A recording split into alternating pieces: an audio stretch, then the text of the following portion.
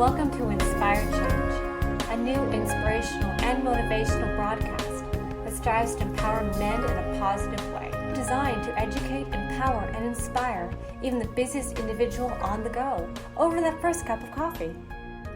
Please join me in welcoming Gunter, international psychologist, author, speaker, and producer. Welcome everybody to another episode of Inspired Change. Today's session is a little bit different because we're going to do the second conversations with my wife, a current affair. She's sitting across from me smiling and now laughing. But that's how I see it. I see it as really a meaningful conversation between the two of us, which we often do. We do that in the car. We do it, sitting around in the house when we've got time. And we cover all sorts of topics.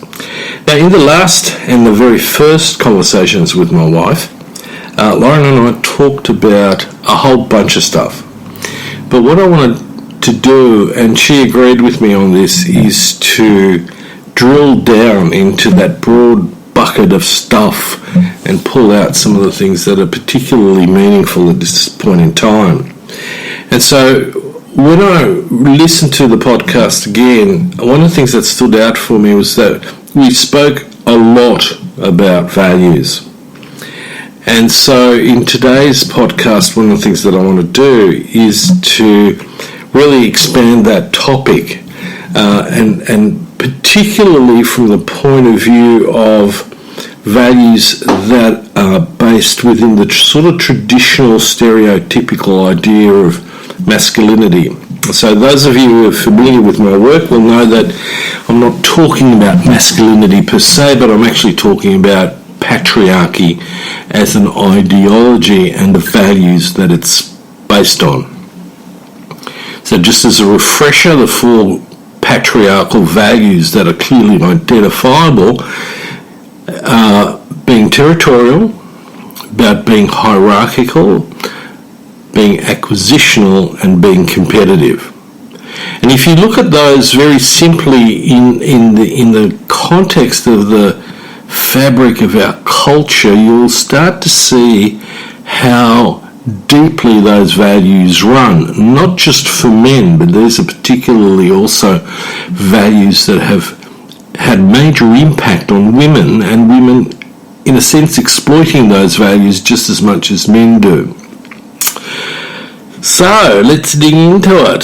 So I'm going to hand this over to you a little bit, in the sense that I get asked all the time, and people make comments all the time about what are values, what's morality, what are ethics, and much less so, interestingly enough, but what about laws?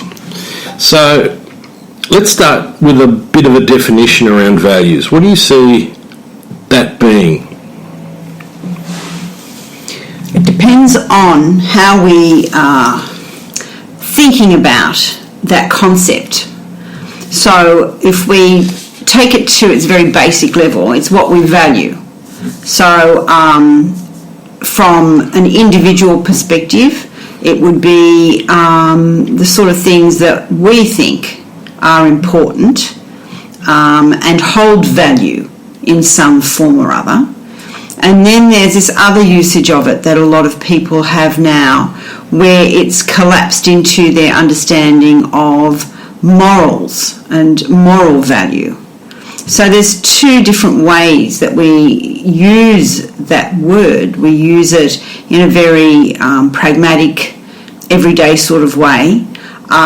So like I value McNuggets or chicken drumsticks. Or perhaps you value healthy food as opposed to fast food, because there is an intrinsic value in healthy food in that it is good for you, which is also an instrumental value because it's good for you. It has a value in what it does. Whereas when people start talking about values in the middle of a construct of morality, they're talking about a very different set of values that you prefer chicken nuggets to celery is a very personal value. Yeah, I just want to put a disclaimer out there that I don't prefer chicken nuggets. No, that's true. But but it is showing people that is a very simple look at what's valuable. Yeah. From an individual. Okay, so how's that then different from morals? Morals are based on quite significant different levels of value. If you think about, say, the classic moral of not killing people. Now, that is a moral idea that most societies have had. It is an idea that is part of most religious practice, that it's not appropriate to go around killing people, that it's wrong. The word wrong denotes that value that of it's a moral. Bad. Oh, the value. The value. We value life, Yep. Therefore it is wrong to take life. Why we value life can be taken back down to a very simple and sort of instrumental perspective, in that we like to be alive ourselves, we like the people we care about to be alive, so it has a value to us. We see death as being an interruption in life that we don't want, even though we have to accept that it is a reality that will happen eventually. We certainly don't want it to happen before its time. So we have, throughout societies all over the world, come to a conclusion as societies, as groups of people, that taking people's lives away from them before their normal time frame or outside of normal incidences such as, illness or accident is wrong. And the word wrong denotes the moral idea. So values is good versus bad? Values is good versus bad. Moral is right versus wrong. So we've overlaid our value of life with the idea that it has a higher value than just valuing lettuce over chicken nuggets. It's a much more important value. And it denotes the fact that all the things we value about ourselves have, in fact, a hierarchy in many ways, which is not a bad hierarchy, such as a patriarchal one. It's not divisive, it's explanatory. And it's about complexity. Yes. So, would you then sort of agree that morals are a system of beliefs that are derived from values? Normally that would be a good way of putting it. That we have created in various forms, as societies, systems of moral belief that are laid on top of what we as people value. So, when it comes then down to laws, right, which what I would say laws should be or would be derived from intrinsic values to a system of morality that is then codified into a set of rules or laws, do you see that there needs to be a connection between those? It's important to understand that laws are not something that have existed the way we experience them now for the whole of human history. No, they're relatively recent. I mean, yes. The first codified laws were in fact by Hammurabi. Yes. So let me throw something else in there, okay? So we go values, morals. What about ethics? Ethics tend to be morals in action. So when we talk about ethics, although we collapse those things, when we're talking about ethics, we're talking about putting our morals in action. Yeah. So ethical behaviour is the behaviour that fits with the overarching moral belief of what is right and what is wrong. So it would be, and usually when we're looking at ethics, we're looking at how we are behaving around other people. What we are doing in our behaviour that impacts on other people. Yeah. So if we come back to the patriarchal values that we talk about, okay, so territoriality, hierarchy, acquisition, competition. I'm going to play devil's advocate. Why are they fundamentally a problem? Why are they wrong? Why are they wrong? I mean... Okay, so let's take hierarchical focus. Hierarchy is divisive. Now... Because? It sets some people at more value than others. Because this again collapses with value.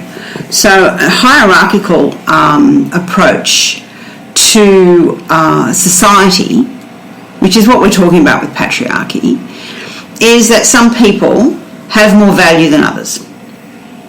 That they therefore are more important.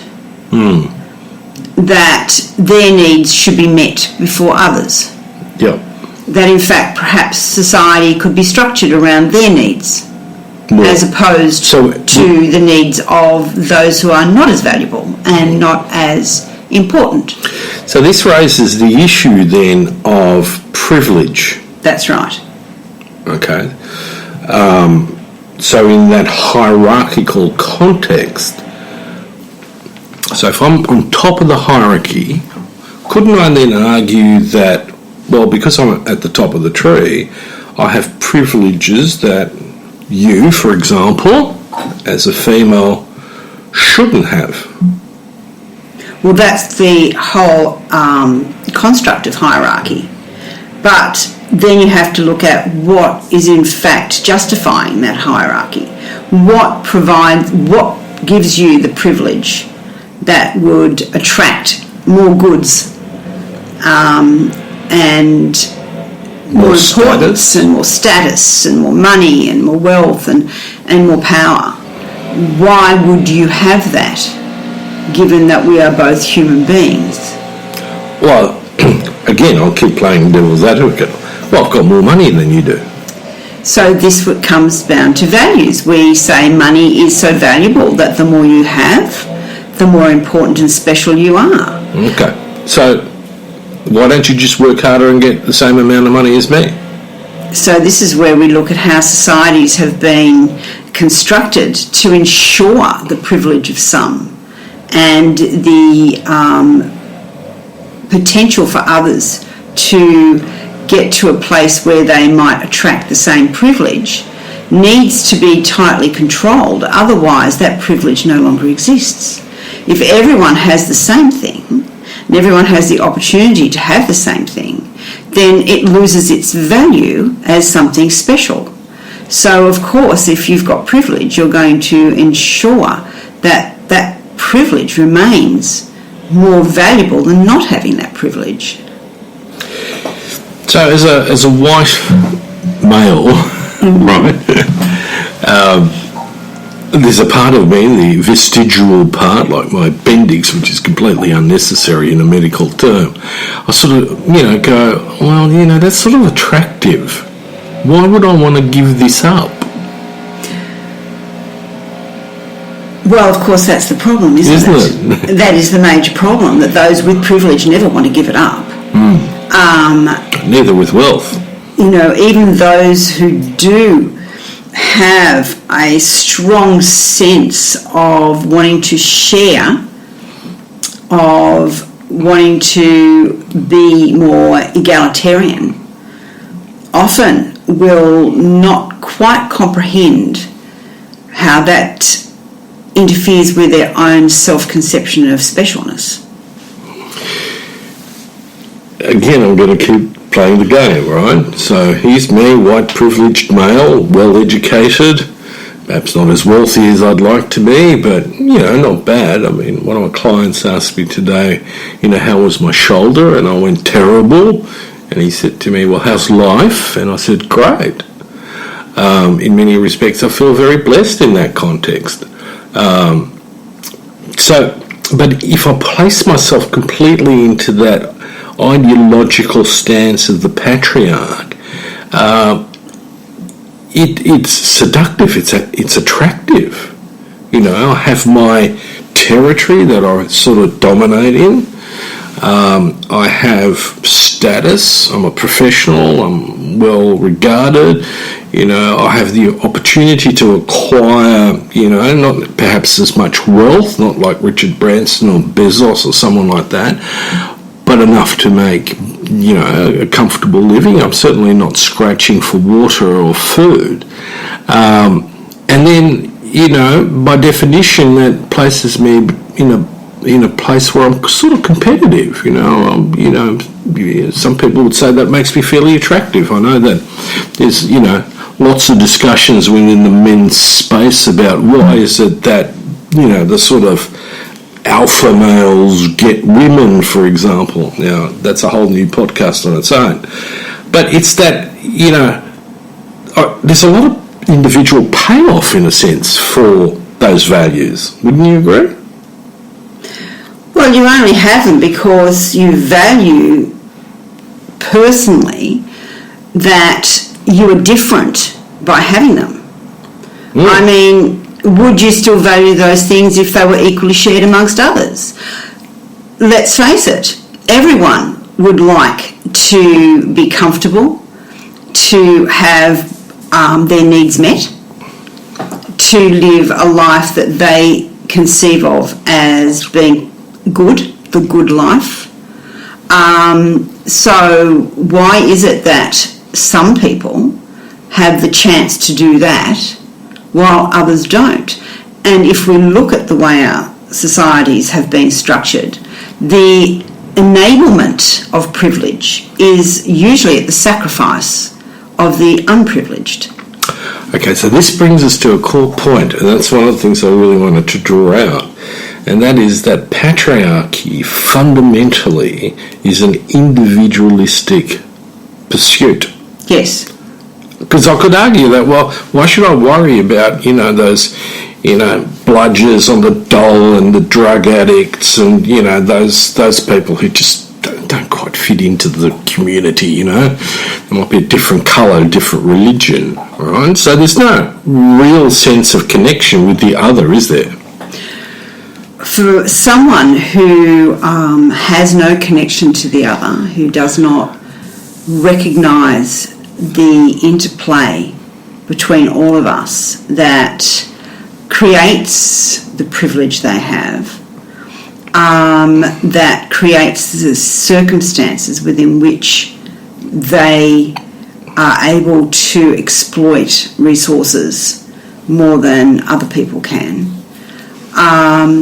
means that it fuels this divisive, individualistic sort of abstract conception of human beings, which is in fact not right.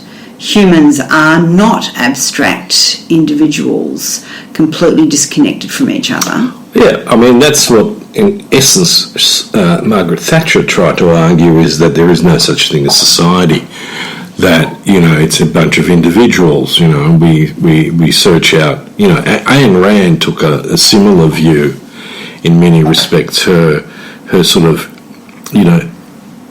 approach to, why we have hierarchies is that essentially those on top of the hierarchy are simply better than others.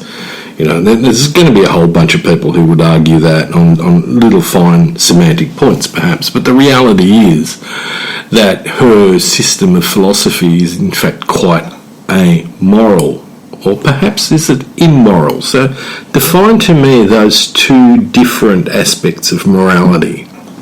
What would you say is amoral? Well, let's just take it outside of what you were just speaking about, because I think there's two different things here. Okay. I personally don't see that Thatcher had any sort of moral compass that drove her thinking. I think it was a very pragmatic approach based on a misconception of human connection and the reality that without connection humans would not in fact still exist. Our species has been so successful because we cooperate with each other and because we are connected and we are a relational species. We need each other in order to survive. Even the patriarch at the top needs everybody else in order to survive. As to the difference between morality and being amoral or immoral, amoral denotes someone who doesn't actually know about morality or doesn't understand moral concepts and therefore is unable to have a clear picture of what is morally right or wrong according to our societies, because this is very much a human thing. It doesn't exist outside of us as a group of people. Exactly, and that's where I come back to that point. Yeah, but immorality is where someone has been inculcated with their society's moral compass and viewpoint about what is right and wrong, but still choose to do something that's wrong and against the moral good.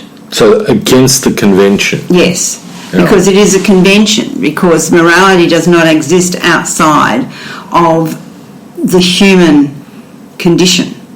It's not an objective thing that exists in the ether somewhere that we just pulled into play and went, here it is, we're going to live by it. We developed it over time. So it's a vehicle that we use to help us live together in a way that works for as many people as possible, hopefully. Patriarchy undermines that somewhat. Yes, especially if we look at it historically, and I could go back far back to the agricultural revolution. So let me bring in the values of making good men great, which are essentially about being inclusive, being democratic, and I always talk about being respectful of others in that. Being democratic to me has a whole host of sort of sub-values in a sense that fit together to support that concept. Being distributive and being cooperative. Now, from a number of social sciences, anthropology, sociology and so on, I can argue that what made us as human beings successful was in fact the capacity to meet all four of those values. Would you agree with that? Yes, and if we look at it from the very core beginnings is the small group. Yep. So the family group. And if you can see where the whole patriarchal thing emerged was, and why it ended up being the guy who was in charge, is because within the family group, the process of cooperation and of decision making was taken over gradually by one person, and that formed a bit of a template. And so over time, through all sorts of circumstances of human evolution, in terms of our way of living, between from hunter-gatherer to Neolithic to agricultural, that process became embedded in the way we ran our small groups, and then our slightly bigger groups, and then our really big groups, and now our countries, with looking at having someone to make the final decision. Yeah. And it's moved into a place where the person making the final decision had to always be the guy. And we gave so much importance to the guy who made the final decision, that it became completely institutionalised in all facets of the way we created our societies, so that we still have the guy. He's called the president, or he's called the king, or the dictator, but usually the guy.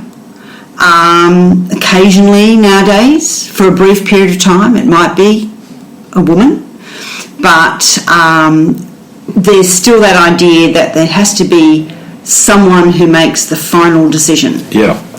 And so it's how we construct the values around those final decisions and who makes them and how they make them that makes the difference in societies. So a democratic society has this idea that everyone should have a say in what decisions are being made and how they're being made, and that the guy is actually just a figurehead for a generalist decision-making process. Unfortunately, the way it's been implemented has not worked out quite that way. No, it certainly hasn't. So let me backtrack a little bit, because I'm always fascinated by history and anthropology and so on. A certain anthropologist once suggested that one of the biggest mistakes in human history was in fact the agricultural revolution, because it gave men a shift in power, mainly because of upper body strength. So we sort of got there by default, despite the fact that women actually took care of most of the production of food and clothing and so on. The actual tilling of the field, the actual, getting that plough, was basically a man's job, simply because he had more power in his shoulders and he could hold that gizmo, the plough, into the dirt and run it. But he managed to leverage this over time into an extraordinarily privileged position, right? Now, there was still, in my view, historically, a certain level of cooperation in that. It wasn't so much competitive. That competition stuff, I reckon, came into play when we started to build bigger groups. In a family, who are you going to compete against? Your son? Well, you might, but generally speaking, that doesn't pay off. So if I come back into the mindset of the white privileged male, right, this system that we're constructing has got to pay off for me, right? And by definition, maybe for my immediate, people that I'm relating to, like my wife, my children, bit of extended family and so on. But in the bigger picture, it's not that valuable, right? So embedded in that, and the thing that I want to sort of draw out, because a lot of my work is around that, is how do we get men to shift out of something that in the short term is highly seductive, right? It actually works for those individual men. I mean, if I look at the areas of, the commercial environment, the political environment, the general community, in a way, white privileged males have come a long way on that model, right? So the question is, if I'm going to give it up, I'm going to have something that actually is going to work better for me, right? Would you agree with that? Well, I think the thing that you have to remember is even the king is not alone. It requires that everyone else agrees that the king is special. It requires that everyone else is getting something from the king being special in order for it to work. There is a process by which the whole community is involved in creating a system where there is the guy in charge. Now, if you look at today's world, where the sort of ongoing process of patriarchy has left men feeling like they have to be the guy in charge, whether they like it or not, it means there's a hell of a lot of men out there who will never be the guy in charge, because you can only have a few of them. So everybody else is going to automatically fail. So there's going to be strong competition for that spot because it's valued. If you tease out what's valuable about it, it's power. The power to have all the decision-making processes in your hands. Now, that is seductive. It's very seductive. But what are you making decisions about? Well, it's also toxic. I mean, but being the guy in charge, you're also inadvertently making yourself vulnerable, especially in a highly competitive environment. Someone else is going to want your spot. Well, yes. They mightn't stop at anything to get that spot, So hence, we have a history of, political assassinations, children being abducted and, because they happen to be in line in the dynasty, all sorts of things. I mean, the Ottoman Empire was basically based on a system where the brothers killed each other off until the last man standing. Yeah. So in that sort of, privileged? I mean, I don't necessarily see that as a privilege. I see that as a liability. Well, this is where the whole system has its flaws. It relies on one person and, not necessarily the best person to be in charge of everything. So their decisions control whatever else goes on. Secondly, it leaves them vulnerable to someone else deciding they want that spot. And this is historically how it's panned out.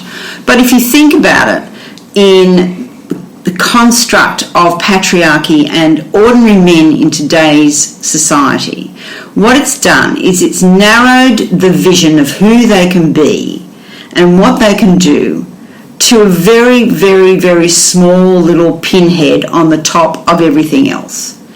And not everyone can be there. So it sets them up constantly to be striving for something that they can never achieve. And in the meantime, failing to achieve the things they can, which would make them a lot happier and a lot more comfortable and satisfied with their lives. Okay, let me come back to introducing Ayn Rand, because Ayn Rand's argument in that would be that you, as the male in that construct, or as even the female, just needs to work harder. It's all up to you. Right? Now, I think that neglects the whole idea that we've got a whole system that's actually stacked against, simply on numbers, a distribution of access to, let's say power, to wealth, right? So in the social sense, it's toxic, but it's also toxic on the individual level. I mean, I deal on a daily basis with boys who have a very limited vision of their future. And one of the things that does is it either makes them anxious or it makes them anxious and depressed because they don't feel like they've got a lot of influence. But that's where we come back to values, you see, because at some point the value of being on top was agreed upon by everybody as something to work towards for those people who were in the position to have the opportunity to do so. We've always, as cultures, limited the pathways to power. Well, the economic rationalists would argue, well, there's the trickle-down effect. Right? Now, we know that that's been bullshit. Well, let's go back to Ayn Rand, okay, and her complete misunderstanding of human life. Because we aren't individuals, abstract and completely separate from each other. No man is an island. We don't function without that connectivity to each other. We don't even learn how to speak or understand who we are without connection, because it all happens in our relational social systems from the time we're born right through until we are grown up. we are learning, and right through till we die, we are learning from others. We are learning how to be in the world, how to think, how to feel, how to experience, and what to value from others. So those boys have been raised in a process that tells them that the only thing they are valuable for is to achieve and strive for some nebulous thing called power or wealth or status.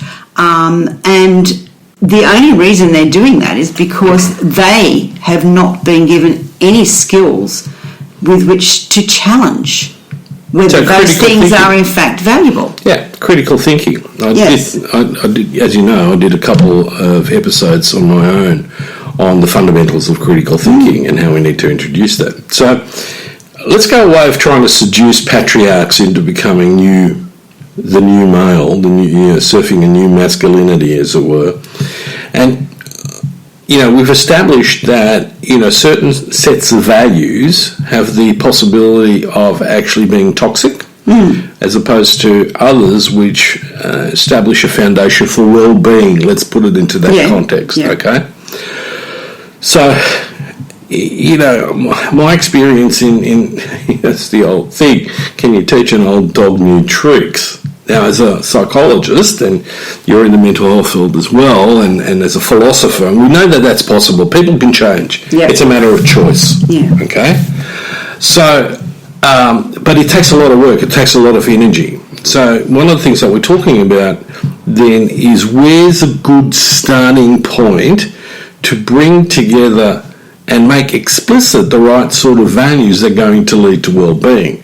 Because again, as you know, we very well know, in our culture at the moment, in our society, especially in this area, we have a rapidly rising deterioration of mental and physical well-being.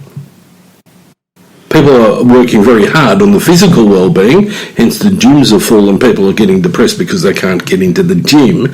But the psychological, the mental well-being, the mental health status is poor, really, in my perception.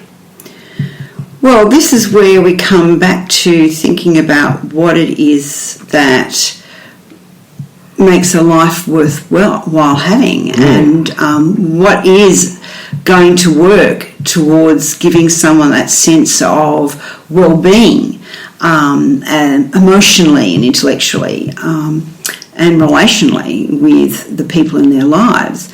And one of the major problems we have today is that we are still, despite the fact that it's created havoc for us, trying to focus on this idea of striving for constant growth, striving for constant success, without challenging what success actually is. I mean, what is the concept of success? So many people have completely failed to grasp that being successful as a human being might not mean just having money and a big house and a big car and power over a few people in your office. That having well-being may in fact rest in a whole range of different things, and most importantly in your connection to others, in your relationships with other people, in the capacity you have to follow your interests, passions, to be involved in aspects of life that do not get remunerated in vast quantities of money, give you vast amounts of power over your little office or whatever. So, Harvard University has been conducting a study over 75 years of men, and, there were three things that particularly stood out in terms of what helps men to live a long and healthy life. And the first one being in an intimate relationship, the second one being intellectually stimulated and active, right? I mean, that can be a broad band. And the third one is being part of a strong social network. Those three elements have persistently been identified as the three core areas that we as men require. And I would argue it's the same for women. Yes. Right? Because, and this is where I get a bit narky in a sense, because if we're talking about values, morals and ethics as being a fundamental cornerstone within human well-being, individually and socially, and the two are intertwined, so you cannot be completely individualistic and be psychologically well, right? There has to be an element of social consciousness involved in that, and social connection, right? One of the triggers in men towards suicide is isolation and alienation, right? So what we've got to do is we've got to try to connect those dots better, and I don't think we're doing that very well. We're certainly not doing it well in the education system, although all schools will tell you about their values. Oh, well, that's just that corporate speak stuff that everyone's gotten sucked into using. That's meaningless drivel. I mean, people's values need to be based on something a little bit more fundamental than a vision that is really based on how to make money out of other people. I mean, the reality is... Well, that's exploitation. The reality is that a lot of our educational approach a lot of our parenting approach has completely forgotten about the idea of character and virtue.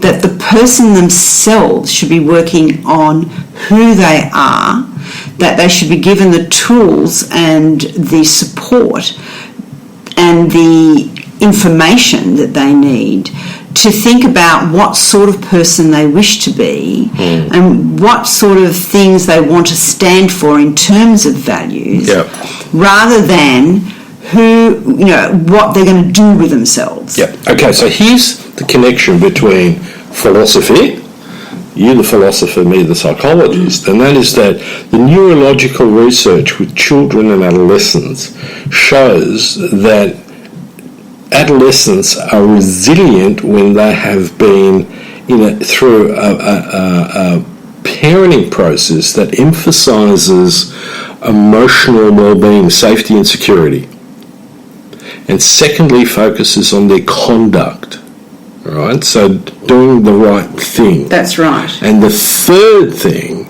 is cognitive development. Now, our culture's flipped that on its head, and I keep talking about this. We pay so much attention and we pay an enormous amount of money out to people who focus with children on cognitive development. And we're missing the point. Now, the other part of it is, I think that, from certainly my work with parents, is that, a lot of parents come to see me and they go, we need more rules in the house. And I go, no, you don't. Put the rules aside for the moment and look at using values and values-based relationship building and see what happens. Now, I talk in that context about three core values. One is about being loving, about being respectful, and about being cooperative. And most parents who learn to be persistent and consistent with this in their relationship, in their meaningful conversation with their kids, come back and tell me how much better that works than simply focusing on a bunch of rules. Because most kids are smart enough to argue till the cows come home about why that rule's has got flaws and why it doesn't apply to me, and da-da-da-da-da. They're bush lawyers. They're educated enough today to be able to take most adults to task, especially by the time they're 14. And that is a really good way of explaining the difference between values and morality. Yeah. The values that underscore moral ideas are the values that make life workable for human beings.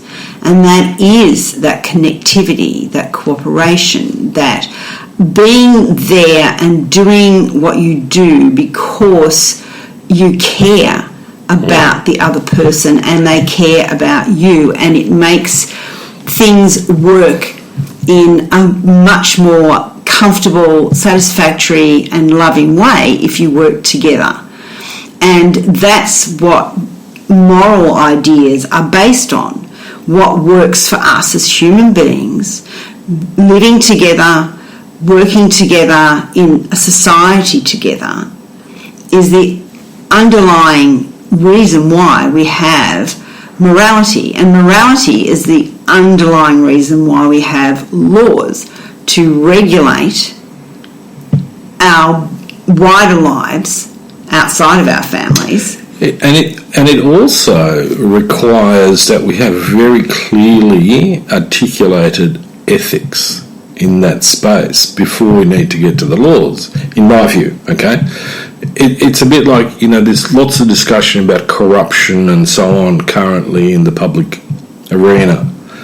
And one of the key things that I see is fundamentally a failure of ethical principles that should have been derived from an understanding of values and morality at a social level, at a collective level. Laws are based on the concept of justice. They're based in a democratic society. Laws are based on the idea that everyone needs to be able to find their own path without impinging on somebody else. So the idea in a democracy is that everybody should have the opportunity to have a life that makes sense to them, to create their own life project. But you need to acknowledge that someone's life project might interfere with someone else's life project. Yes. That, if you don't have any sort of regulatory process in place, then it'll be unjust. Yes. Some people will be able to have more than other people simply because they will impinge on other people's freedoms. So, I think the Banking Royal Commission demonstrated that really well. So ethics is that moral position in action. So my belief, based in a value of honesty, is that it is morally appropriate for everyone to be honest in a overarching social sense. So, as in no theft, not stealing other people's things, not telling lies about people or to people. That becomes a moral thing. Putting it in action becomes an ethical thing, and then regulating it socially makes it a law. Yeah. Well, after that sort of discussion, Lorin, I think that we've still got a long way to go in terms of getting this thing underway. If our public arena currently is a good example of living ethically, David Attenborough said that on an ecological level, the planet isn't dying, we're murdering it. Well, that's right. But if we want to bring this back to how an individual person can deconstruct some of the patriarchal values that they have captured in the way they live, so that they can make some changes in their lives, then one of the things they need to start exploring is what it is that they think is valuable about life and why they think it's valuable. Now, some people will still think it's valuable to be the guy in charge. But a hell of a lot of people will rethink that plan and come to the conclusion that perhaps just being the guy who's loved and the guy who loves others is a better plan. Yeah. All right, Lorin, thanks for your time. It's been, as always, interesting and enlightening. And my takeout from this is probably more values, less Prozac. Oh, yes, absolutely. And on that note, we'll finish off. Thanks, everybody, for listening. I hope this was a valuable hour for you to think and reflect about inspiring change for yourself and those around you. Until next time, I'm signing off. Thank you for listening to Inspire Change with Gunter. Gunter Swoboda does individual and group coaching for men looking to grow. For more information on this and the global Making Good Men Great movement, check out goodmengreat.com to get into contact. If you have a topic for the show or would like to be a guest on the air, please email producers at miranda@noirtainment.com. That's Miranda, Miranda, at noirtainment, noirtainment.com. Thank you, and always keep inspiring change.